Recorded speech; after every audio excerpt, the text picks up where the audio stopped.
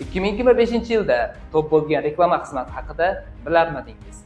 Telegram Ads. 25 milliondan oshiq aholi Telegramdan faol foydalanib kelmoqda va bu orqali hozirgi kunda bizneslar sotuvlarini ham yo'lga qo'ymoqda. Telegram Ads qanday ishlaydi deysizmi?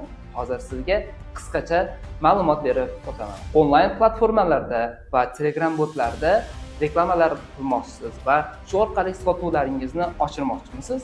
Unda Telegram orqali milliondan oshgan obunachiga ega kanallarga shunchaki reklama joylashingiz mumkin va shu orqali sotuv konversiyangizni 2 barabardan 10 barabarga oshirish imkoniyati paydo bo'ladi.